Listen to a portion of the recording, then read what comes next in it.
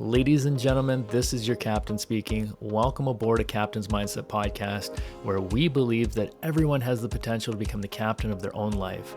I'm your host, Kyle Freiberger, and after spending the majority of my life in the pursuit of becoming an airline captain, I realized that true happiness and satisfaction came from something much deeper than career success.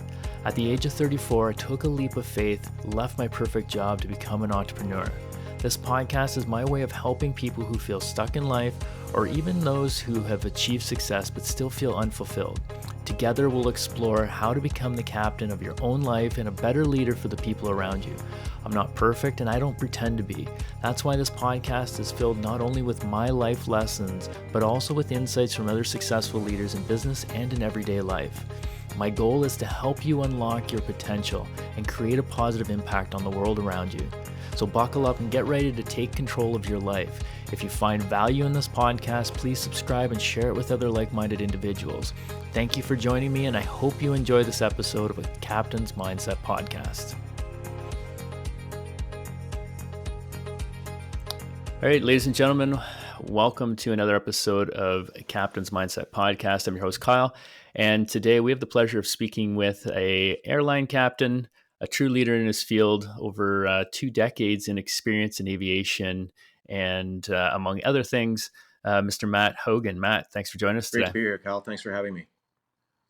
Awesome. So I'm sure we're going to dive into a few different areas of conversation, but right off the get-go, what got you into becoming an airline pilot? What made you decide to become an airline pilot? Well, I think a lot of people who get into the industry from a young age, have a motivation to become a pilot, and I think everyone is quite intrigued by what goes on behind that door to the flight deck. We were lucky enough as children to be able to visit with the pilots and see what was going on, and just the idea of traveling and seeing the world and being in a dynamic work environment was always intriguing, as opposed to working the traditional 9 to 5 job where it's the same office every day. I mean, in essence, it is the same office on the short term, but we're lucky enough to do different routes and different aircraft. And I always thought all that change would be an exciting career.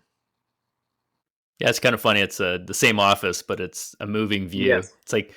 It's probably the view that people would pay like millions and millions and millions of dollars for. If you're in an office building and your view just kept changing the way it does when you're flying an airplane, it definitely is it's something to see. So awesome. Tell us a little bit about your career progression, if you don't mind, kind of where you're at now, and just some of the things that guided you along the way, and we'll get into kind of the leadership side of things. But yeah, just give us a little overview of where you started and where you are now. Okay, well, quick overview.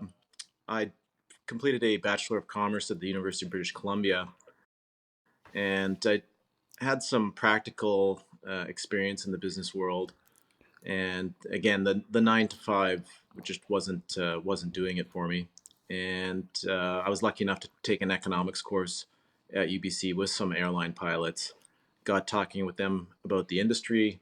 One of the professors there was also worked for UPS, did some study work for UPS.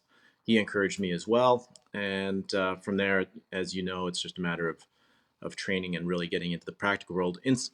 Interesting side note is that one of the chief pilots at Air Canada now was one of my initial instructors that I ever stepped into an aircraft with. So it's a small world in the Canadian aviation world. And from there, it was really just adventure. I mean, as you know, Kyle, early in your career in the industry prior to 2000, there really wasn't as much going on out there, and you really had to hustle and kind of take whatever you were given in order to gain experience. And generally in Canada, you go sort of one of two paths. You go down the military route, or you go the civilian route on the smaller aircraft, and generally that involves either going through the instructor ranks, or else you're going to head up north somewhere into the hinterland of Canada, and you're going to get into cargo, passenger, or medevac, and just through luck, I ended up into air ambulance, and then I ended up doing about 4.5 years up in northern Canada, so northern Manitoba, Nunavut, and then eventually got onto a Learjet based out of Montreal, flying international air ambulance, and that was my experience prior to coming to Air Canada. Awesome. And so now you're flying. How many passengers? What size of airplane do you fly now? So, so just a quick brief on the Air Canada time. I spent the majority of my time at Air Canada, about 13 of my almost 16 years, on the Airbus 320, the narrow body. So, in the right seat and left seat, and now I'm on the Boeing 777. So, that's believe it's the largest airliner in Canada, and in the high density configuration with Air Canada, you're looking at about 450 passengers. Whew, it's a lot of people. It's yes. Okay, so you've climbed your way through the ranks as any good pilot has to do. You kind of took us around your career path, and when was the first time that you ended up a captain on an airplane, and what was your biggest I'd say what was your biggest lesson when you got into that seat? Like, what was the number one thing that you started to realize when you started to be, you're in control of an airplane? Take us through what it Well, takes. I think beyond, let's just say that the technical capacity will provide that as a given. A lot of people obviously have Right. If you haven't crashed, and you're still here, then technical skills are right, there. exactly. And in my humble opinion, I mean, I was the majority of my time prior to Air Canada was as a captain. So captain on piston-driven aircraft, multi-engine, turbine, and jet aircraft, small jet aircraft. And then of course coming to Air Canada, sitting as a first officer and then eventually as a captain as well. If we're going to draw it down to non-technical terms, and just in my humble opinion of being a captain, I Hmm. really believe it comes down to a high degree of personal responsibility and making tough decisions that the situation dictates, but it's hard to get in front of. And what I mean by that is there's so much momentum to uh, an air operation, whether it be even on the smaller operations, it's very objective driven, and there's a lot of operational inertia that gets built up. And you need to have your technical expertise down pat, because that just assists you in your decision making when you do get into tougher situations. Not due to any one particular issue, but it's just due to the fact that it's such a dynamic environment and things pop up that were never anticipated in planning said operation. Uh, and Hmm. and I know you know this, Kyle. It's whether it's weather or people or ground transportation or logistics don't work out the way they're supposed to, or even silly things too, like just the taxi from the hotel to the airport. Who's to say you're not stuck in a traffic jam and now you're time limited, or God forbid that there's an accident on the highway or something on your way to the airport. You're stuck in a snowstorm driving, or you can't make it through a snowstorm and you're driving. There's just so many factors that can affect and bias that captain's decision making, and you always have to maintain a big picture, and sometimes you have to make the hard choice, which is not to the hardest thing is not completing the mission, really, at the end of the day, Hmm. and then explaining why, based upon your professional opinion, why that was the correct decision in the interest of safety. Right. Yeah, that's. I think that talking about safety and then the dynamic side of aviation goes hand in hand with a lot of people and listening to this podcast and everyday life as well. One of the most rapidly changing industries or jobs is aviation, and being a pilot, like Matt's talking about. Talk us through how you balance like that responsibility as a leader with your crew and your passengers. How do you balance whether you complete the mission and have to, or don't complete the mission because of safety, and like how do you make those decisions and balance? Well, practically, and again, I'm not going to go down the technical road because everyone has access to the technicalities of the one, two, threes of how we process or running through various flowcharts or these sorts of things. There's rules, there's Exactly. guidelines, there's standards. Like we have all of those limitations, but that doesn't always mean that, just because it's right on the limit doesn't mean we should still Right. go, Right. right? And also understanding the intentions of what some of those procedures and limitations are. And there are scenarios where there is, as the captain, for you to be able to insert your professional opinion as to whether or not it's the appropriate decision. There are some scenarios too where, in the interest of safety and that always being maintained, where there's conflicting or confounding information, and then in the period where you have that conflicting information, you need to drill down, either get more information, or you can say, oh look, it was a sensor that is providing faulty information, and get some backup as to what's going on. Um, when it comes to dealing with passengers and crew, I think we need to ever be mindful of, just human beings and their nature as such. And I include myself in this, is that we're all, we all have our own biases. We all have our own issues going on, and how to reduce the conflict that occurs between various people's objectives, motives, and incentives. And it's a very delicate dance to do, and every scenario dictates a different approach to how you do it. But I think, I'm always of the opinion that if you do it in a thoughtful and respectful way, and you make a rational, uh, pitch as to why this decision is being made so that everyone can understand clearly, even in the moment, if they're not happy with it, and I understand why, at least they can say, well, that was made in the collective best interest of the group. Right. Yeah, it's talk us through how, when you're making those difficult decisions, how do you prioritize, like, you're obviously talking about safety being the priority.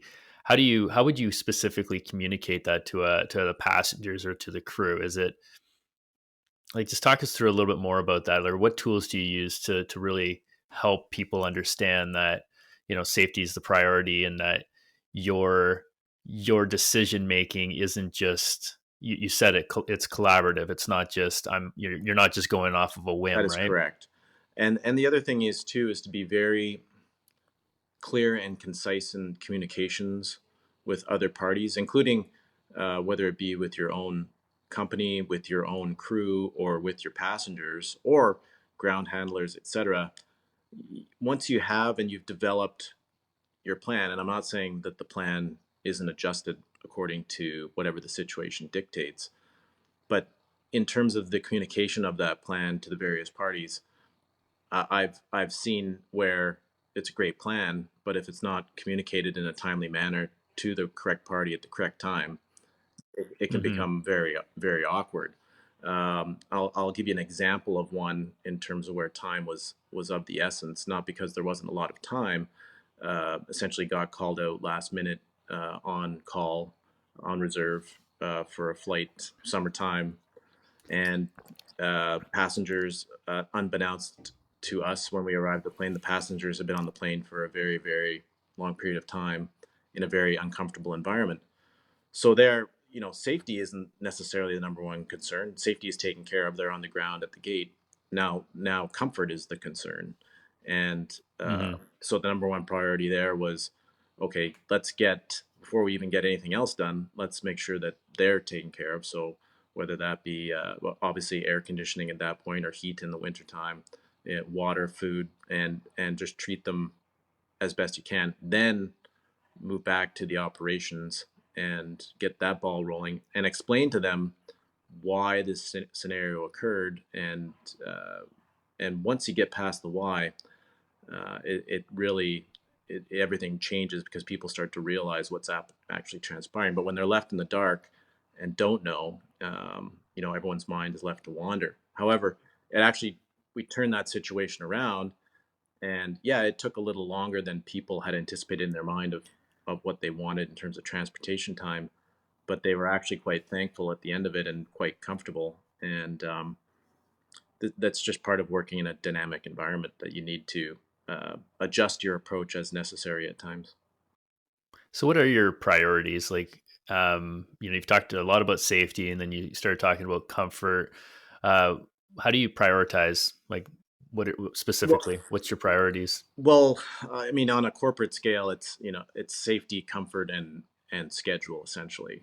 But that's easy to say, and I would say on a personal level, my priority is treating people with respect, and inside of those other existing priorities, and being empathetic and mindful, trying to put myself in their shoes as to what that situation feels like for them, and then trying to be thoughtful in communicating a plan that executes on assisting them, and then but also communicates.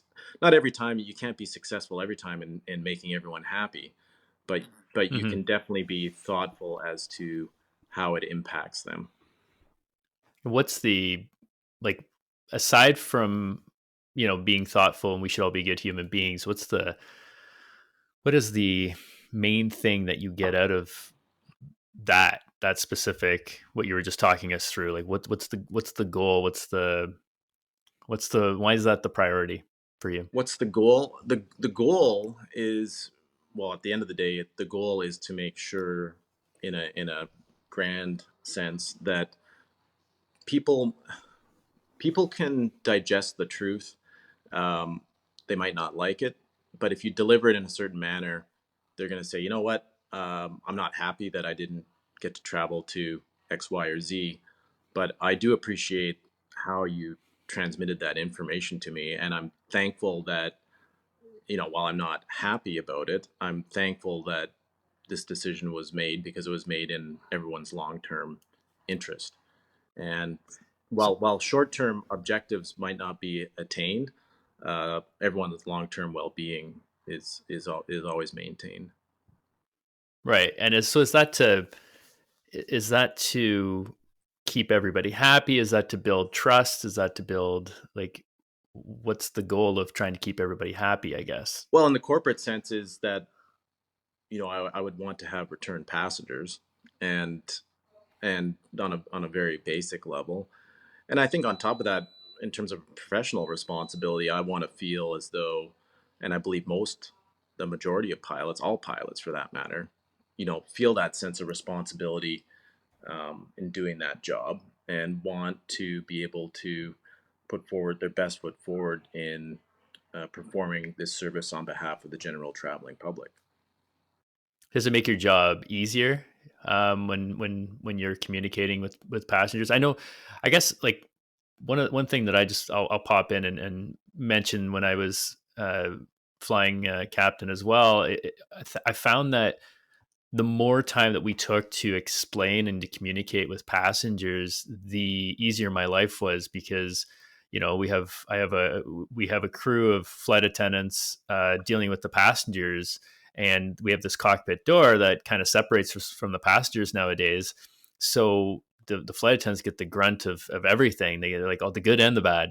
So I found that if I took the time to explain the situation to the passengers, then the flight attendants, um, they just had such they had better passengers, happier passengers, and then the flight attendants didn't have as much stress. Then the flight attendants also built that trust and respect for me as the captain, and so then they were a little bit like, you had that bridge of communication all the time in case anything went wrong. Is that kind of as well what you found? Yes, and I would just add to that as well. It's a little trick I got from watching a Delta Airlines pilot, a more senior pilot in the United States, and I was traveling as a passenger, and we had quite a lengthy delay. And it turned out it was a mechanical delay. And the captain came back into the cabin and actually made the announcement in the cabin. And for lengthier, more unusual delays, I sort of imitation is the highest form of flattery. So I sort of stole that play out of his playbook. I thought, that's a good idea. If we're in a really unusual situation where it's taking extra long and the people in the back are getting a little impatient, I'm going to go show my face, put a name to a face, and add that humanity to the situation so they can look me in the eye, see that there's a human being that cares up front and making the decisions, and that we're not just providing excuses. We're actually taking action to correct the situation. It's funny you say that, Matt. The moment I went captain, I did all my welcome announcements up until COVID. All my welcome announcements, uh, standing in the aisle facing the passengers, and I found that that made such a huge difference for the flight attendants, for the passengers. They put a face to the name. It's not just some name up in the cockpit that's flying them around, because obviously their lives are in our hands, right? So, and I just found that the amount of trust. So then when things did go wrong, I found right away that I was already proactively building that trust with people. And yeah, it's funny that you found the same thing. And that kind of leads me down a question: how important, on a scale of, one to, or maybe even a percentage, what a percentage of your job is communication when it comes to aviation? Oh, massive, massive amount. I mean, and I know you know that, and I'm making a blinding statement, the obvious to you, but to the folks that are listening, I mean, it is all communication, and in the aviation environment, with just with the two-way radio, I mean, you've got to be. That's why we have the very specific phraseology. Um, it's so necessary to be very succinct and clear, and that's with native English speakers. If you go to foreign countries where they don't speak English very well, you have to put it in very, very simple terms, sort of 3 to 4 words or less, and very simple words that in regard to what your intentions are, what you require. um, Mm-hmm. and on top of that, as you know, and maybe the folks listening don't know, there's also a text system that is utilized on board airliners in the form of the ACARS communication system, and that's utilized a lot as well. And the texting, and it's not like, well, it's similar to texting on your phone, but it relates to operational issues. It's been around for some time. That has to be very specific as well. The second that you are unclear or too casual or utilizing language that is not specific to aviation, it can get misconstrued very, very quickly. So I find, in general, less is more, and just be clear, direct, and to the point. Um, but Mm-hmm. yes, the communication is vital. So it, It's it's everything. everything. It's everything from ATC to interacting with the company, to interacting with your customers, to interacting with your crew, to interacting with flight dispatch. It just goes on and on and on. Even for that matter, with customs and immigration and security, um, everything in how you interact with other people. It's just so critical. Yeah, man. I couldn't agree more. I think that's I asked the questions for the listeners for sure, but I I just want people to really understand. You know, pilots are we have the technical skills. You prove that through our testing and our practical examination, but there is a whole different level when you get into management. And there's one thing that I don't know if this is true. Have you ever heard this, Matt? But it takes like in the airlines. It takes something like 70 people to do their jobs for an airline to, get going and push back and take off safely. Oh, I believe that. I'm not It's sure on the specific number, but I know it's large. And it's got to be large, right? absolutely, I mean, it's much more than the folks that we see around the aircraft. I mean, just to put it in perspective alone, just on board a fully loaded 777, most times you're going to have 13, 14 cabin crew in terms of flight attendants, and then you potentially up to 4 pilots. So that's a lot of people right off the hop, just directly operating the aircraft. Not to mention all the folks doing the servicing on the aircraft, cleaning the aircraft, loading the aircraft, the gate attendants, the check-in attendants. I mean, it just goes on and on and on. How do you navigate a delay, like specifically in the communication side with all the different departments? If we're talking about, we've got ground handlers, you've got dispatch, you've got maintenance, air traffic control. Maybe just for people, because again, I know this is a podcast about leadership, and I think that this kind of goes hand in hand. But for people that are sitting on an airplane and don't really know much about what goes on, especially during delays, how do you what are you dealing with as far as your communication and like how delays go? Because you So don't know everything, right? absolutely not. And actually, it's interesting that you said you don't know everything. That's exactly right. You're trying to make no. That's exactly right. We don't know everything. It's you're living in a dynamic environment with imperfect information, and you're trying to do the best job possible with the tools available to achieve a desirable objective. And that is exactly the case. The other thing to take into account, if people aren't aware, is that when that aircraft is sitting on the gate, uh, the pilot, technically the aircraft is not in operation. The pilot is not operating the aircraft. Technically the airline has control of that aircraft with the brakes set at the gate. So they determine when and where it moves. They can decide on a whim. They don't want that aircraft moving for any reason, and that parking brake stays set. And they can remove the pilots if they want. They can remove the flight attendants if they want. They could do a full crew change. So again, so many variables that are going on. But I think where you're going at with the question in regard to imperfect information is that you want to provide as much information as you can, but you also don't want to mislead people or send them in a direction that might not play out the way it actually is because you don't know that for certain. So I think a lot of Hmm. times when announcements are made or information is transmitted, it's sometimes, and I get it too when I'm sitting in the back as a passenger, it is imperfect information and it comes off as being um, as if people are trying to bluff or just provide superficial information, but that's not the case. A lot of times it's not known. There's other background communication going on between the crew and the company in terms of operations as to what actually is the issue at hand, and whether that be a delay due to a mechanical or paperwork or whatever it might be. Um, so all I would say is there is time to be patient, and but I think coming from the flight decks in terms of leadership, just providing that timely update, and then again putting the name to the face, as you say, and simply saying at this time we don't know, but we're delayed and we'll update you when we can. Yeah, I think that's a great way of putting it, and I appreciate you explaining it.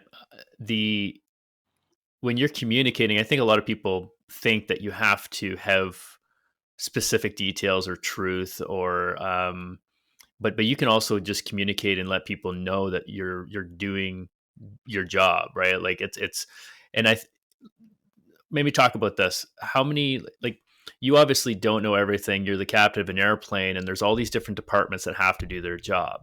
And I think it goes hand in hand with running a business as well. Like you have to have 100% trust in everybody else's ability to do their job.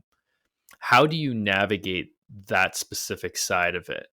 What happens if somebody doesn't do their job, or how do you figure out if everybody is doing their job, or is there any method, is there anything that you can do as the leader of the ship to be able to make sure that everything is 100%? Like, how do you figure that out?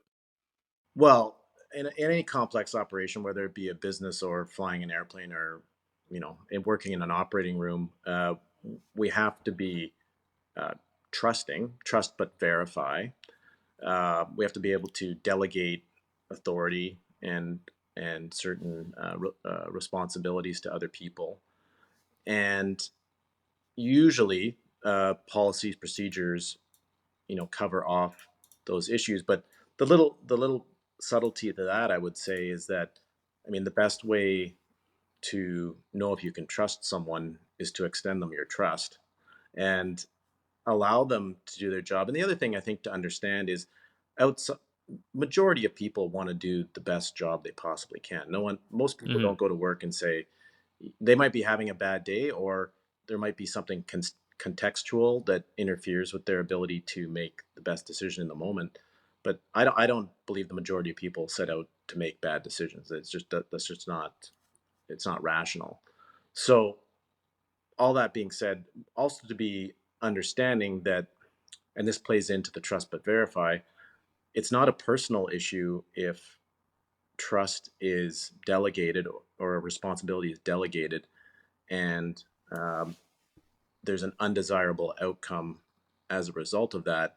It's more, how do we find solutions to mitigate that issue, or how do we mitigate that risk in the first place? And Hmm. again, depersonalize it, as the captain, take responsibility for it, even if you're responsible for the entire ship. So represent your other crew members, and come up with a desirable solution that works for the whole operation. And I think that that plays into leadership for any organization or team or group. Yeah, there's a saying. It might not be your fault, but it is your problem when it comes to being the leader of anything, right? And that's okay, because it's not about whose fault it is. It's like you said, like typically, if somebody makes a mistake, nobody has to go and tell them they made a mistake. They usually figure that out pretty quickly. So then it's focusing on that lesson, focusing on rectifying that mistake, focusing on how to mitigate and not make that mistake again. Um, how does that? What kind of tools, or what kind of things do you do specifically that you can speak to that help you to really help the people around you to mitigate their mistakes? Just dig into that a little bit more if you don't mind. Well, my humble opinion is discipline, but discipline in a way, and I mean discipline in terms of the operating procedures and policies, and really sticking to the formality of that discipline. And Hmm. I don't mean doing that in a terse way where it's awkward. I mean, you can do all of these things with a smile in a professional way, and it actually builds confidence and performance in the overall group, and you have much more desirable outcomes. I mean, if I come in the as the leader in the group, and I'm very terse, and I'm dictating to people what to do, and I'm belittling them, and when I'm checking on them, I'm not just checking, I'm basically undermining them, or I'm not trusting them. Now they're not working for the team anymore. They're not working towards the grand objective. They're human beings. They're going to be focused on not liking uh, the person who's committing these behaviors. So Right. really, what we're trying to do is, you know, inspire good feeling. I mean, it sounds a little bit touchy feely, but inspire performance in the group in a positive manner.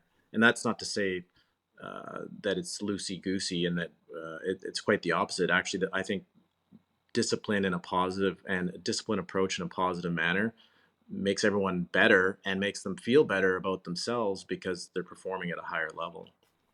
Empowering, Yeah. right? You're building people's confidence and sense of control up, right? Nobody wants to not feel like they're in control.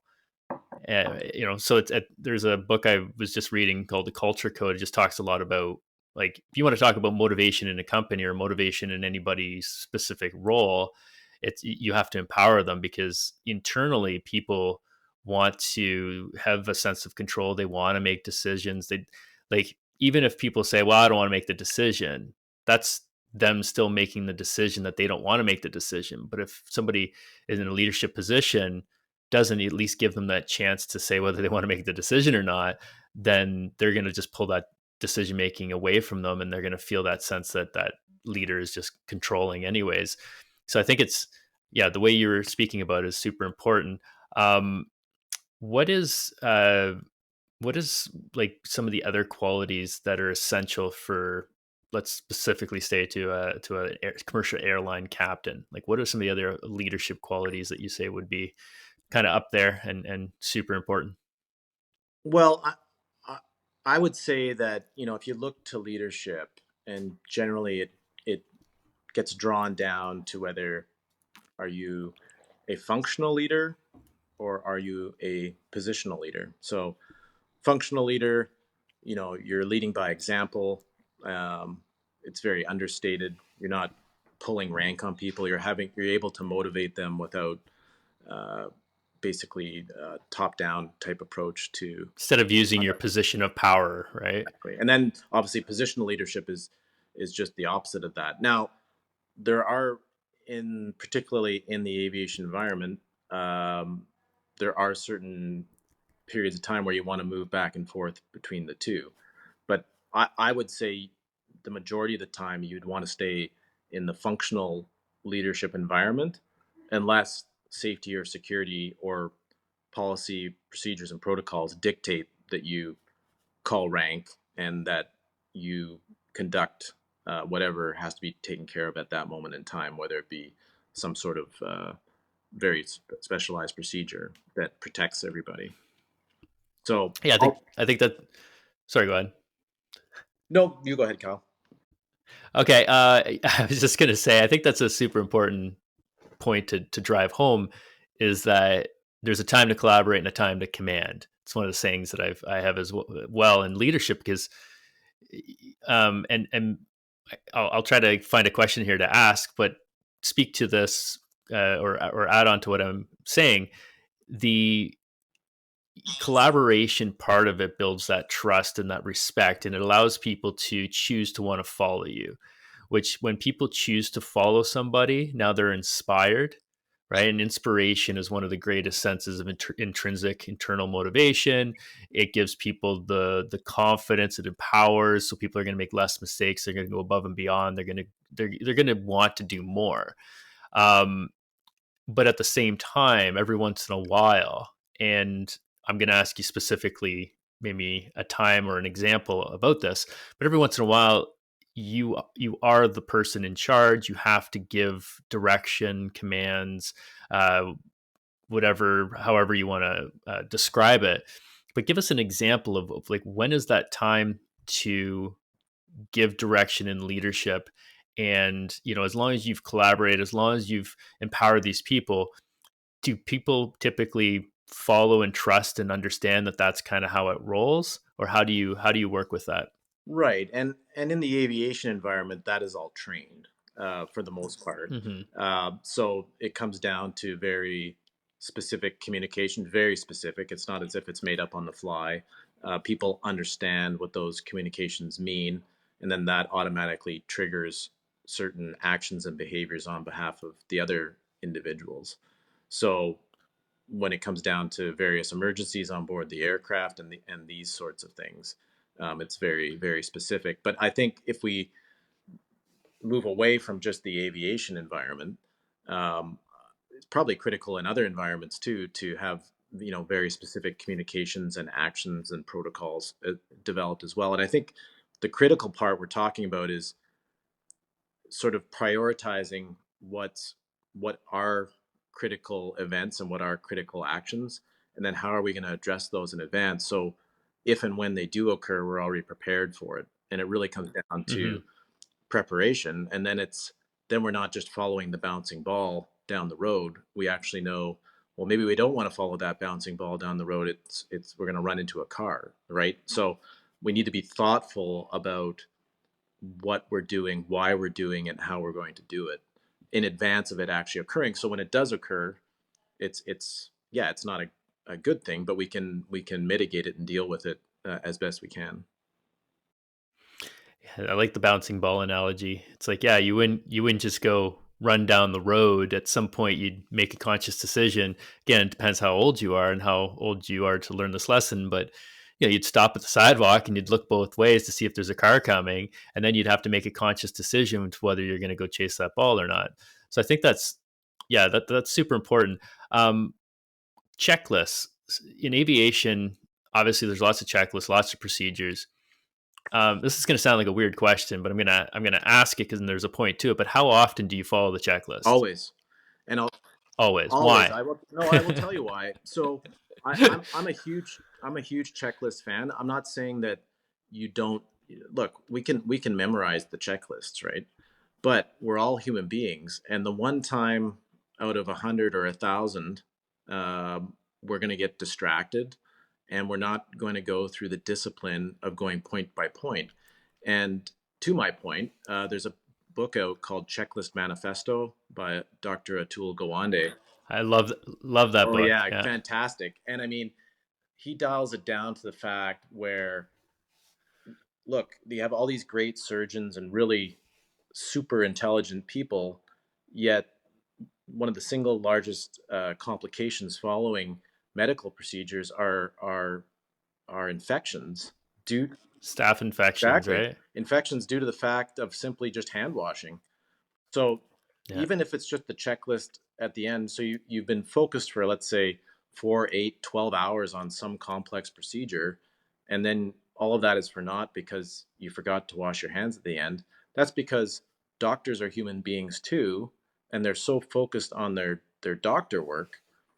At some point, they're getting fatigued, and your consciousness drifts off. So it goes to show that, you know, the best of the best, we need this checklist just to follow up, and you probably have done it 9 times out of 10 perfectly, but it's that one time when there's certain human factors involved that you distract your attention.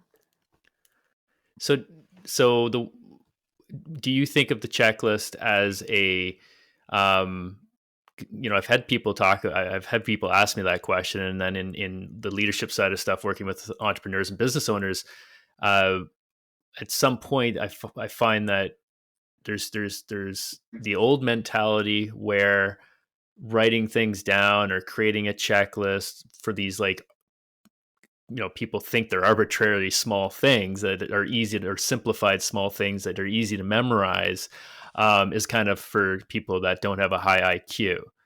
Why is it quite the opposite? The people with the high IQ, or not even with the high IQ, but writing something down, having a checklist, even if for the simplest small things, why is that? And I guess you've kind of talked about it already, but why is it actually probably the smartest thing you can do? And how does it help you, even as like a business owner or in your personal life as well? Well, Or how can it? first of all, let's just forget about our egos, right? So it's not about I'm smarter than you and my dad can beat up your dad or whatever, right? It's Yeah. about it's about getting the highest performance possible out of every situation. And that, if that's the objective and that's the goal, then we want to do whatever we can. And if there's a simple approach that even for doctors improves their performance, then I'm willing to adhere to that discipline, to be thoughtful and try to achieve the highest performance possible. And it's such a simple thing to do. Why not? Why not do it? Hmm. If we know it's scientifically proven to improve performance, then I'm secure enough to say that's fine. I want to improve my performance. That's more important than me displaying to everyone that I can memorize a list of things to do. And Yeah, I think. Oh, go nine ahead. times out of 10, I mean, it's not a do list either, right? So Hmm. do whatever you do, and then it's just to jog your memory to make sure all the critical items have been touched on. Yeah, they in aviation they say, if you as long as you do the checklist, the lawyers can't get you. But or but I I think that the other part of it is when you write things down, just in general, like in any sort of writing of things down, like tasks for the day, or to-do lists, whatever, it frees up your brain space, and you don't have to like think, you don't have to retry and remember, right? Because when you every time you pull something up from memory, or every time you try and remember something, that requires a lot of extra thinking. And even if you have a high IQ, low IQ, it doesn't matter. That all that precious thinking time is very precious, right? We want to spend that time being creative and evolve, as opposed to try and keep bringing up things that are daily practices. Like you don't have to bring up your you put something in your calendar for a reason, so you don't forget to go do that thing. so you don't have to remember it. So you don't have to, you can, if you didn't have a calendar, you'd spend all your day just trying to remember what you had to do next and what time you had to do it at. And that would literally waste a lot of your creative thinking time. Um, so yeah, checklists. I think there was one. I think there's another book called Why Hospitals Should Fly, which is also very very similar, just implementing specific procedures that airlines use, um, and and the last piece that I'll speak to was in aviation. Like it's do or die, right? Like you you want to do everything you can to maximize that safety. So there's no middle ground. There's no skirting around or cutting corners. Like why would you? There's no incentive to do that because in aviation you've got a metal tube that's running through the air and over the course of what 100 years now or 100 and something years that we've had aviation, we've been studying it, and it's the one thing because we study it every single year, every single day. There's new procedures, there's new ways of saying things, going back to the communication, just to clarify it, to maybe there's a word that we use that like they would literally change words in aviation based upon a statistic saying, oh, well, that word gets confused with this word sometimes, or maybe this word is more clear. So, can you speak to some of the significant changes that you've seen in the industry over the course of your career, and like how do you adapt to these changes, and how important it is it for you to adapt to these changes? Well, the first thing I would say is that in aviation, safety is not just good business. It's it's the only business, right? So, and you hit it the nail on the head. There's so much focus on the minutia and how small actions can have large consequences. I think in my time, the biggest change was to the recent change in the Canadian aviation regulations as it pertains to flight and duty times, and those were finally implemented in 2020. But that there had been work done on that for at least 12, 15 years prior. Thankfully, they finally got implemented, and there's a scientific approach to the realities of being a human being and working in a 24/7 work environment. Um, that those are massive changes. The United States did something similar back in 2009. They started that action. I think it was implemented around 2011 or so, and there was very significant results and improvements. It's the safest aviation environment in the world as a result. Um, Hmm. and obviously, the United States has the most aircraft movements in the world as well. So, yeah, I think it goes to show that again, uh, small, thoughtful actions can have large consequences. Yeah, absolutely. So, how do you, what do how do you specifically adapt to those changes as they come out? Well, specifically in the aviation environment, I mean, you just have to say, like, look, if safety is your number one priority, then I'm willing to live, on my own personal schedule. I'm willing to be respectful and adjust accordingly to those regulations. And in the long term, the short term, there could be some negative consequences for the individual in regard to scheduling, et cetera. But in the long term, the Hmm. overall system risk is, greatly reduced. And I think in the long term too, for the individual pilot, I think their longevity will be extended on a personal level because they're just exposed to less fatigue stress on their bodies. And yeah, and that's just speaking to the flight duty regulations that you're speaking about. What about like SOP changes, standard operating procedure changes, language, changes in the communication, checklist changes, stuff like that? How do you keep up with all of that? Well, that's a good point, and I would say, and you know this, Kyle. I mean, as a result of technology, the change just comes faster and faster and faster to the point where we're only human beings, and you almost need to meter out the change, or you need a change manager so that it can be put in to a human pace of change. It's one thing to you make changes in a computer, and it's coming in fast and furious from all. different directions. The other thing is that sometimes speed doesn't necessarily always mean effective. And when changes can be made more quickly and easily, as opposed to having to reprint an entire book, you just pump it out in an email or a memo. I think sometimes it doesn't give people that time, like maybe before. I'm talking prior to the whole computer system of updating people on information when it was actually paper and hard copy. There was a 6 month cooling off period after you came up with a procedure change or a policy change, and you really got to mull that over. And in that time, maybe there were some unintended consequences that hadn't been anticipated, which are then over that 6 month cooling off, you go back and revisit and you go, ooh, maybe we won't print that, or maybe we'll revisit that and adjust it. Um, I just find now, and it's probably not just in our aviation world, I think in any industry, technology is starting to push the envelope on the ability of humans to adjust, because it's just I just can't keep up with a computer. It's too fast, no matter how high performing you are.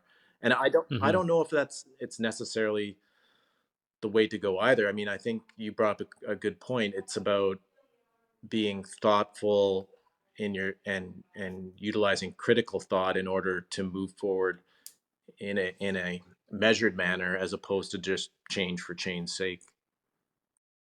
How important is feedback for you? Let's say for you, and then for the company, for your co-pilot. Like, how important is the feedback cycle in all of this? So now we're going back to the whole communication loop piece.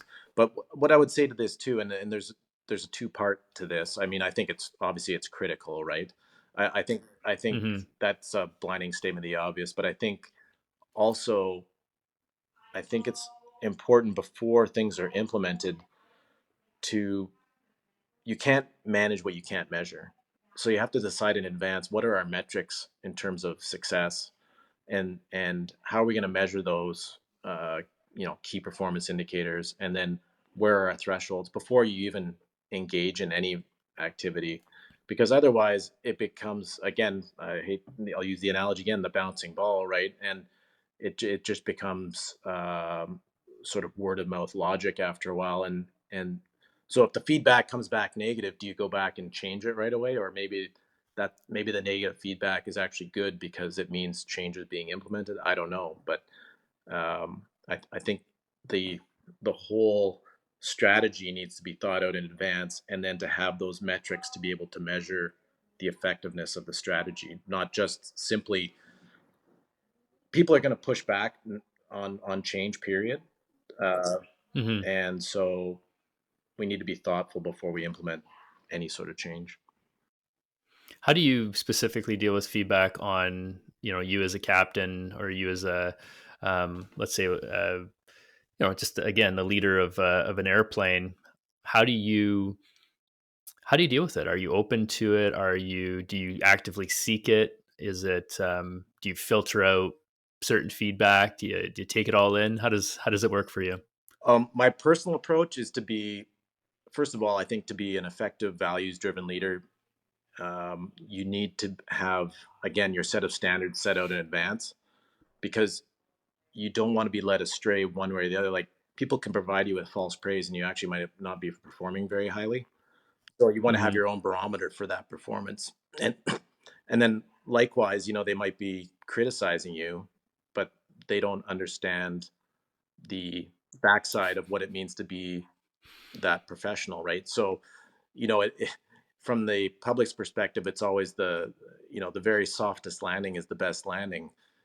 Yeah. And that's not necessarily the case in all scenarios. You could have a contaminated runway with a heavy crosswind. Well, you want to make sure you make good contact with the runway, and you specifically landed, I'm not saying a hard landing, but a firm landing, to make sure that you ensure that the wheels are on the runway and that the brakes are engaged immediately in order to establish, proper braking and proper control of the aircraft. That's just one example. And again, What it comes. I think people need to. So I think people really need to understand that one, because it's funny you brought that up. When you land, the soft landing doesn't necessarily mean the safest Yes. landing. It doesn't also, like, soft landings are great, and they're great on nice days, and and they're comfortable. But it's the more important part of landing is the stopping on the runway.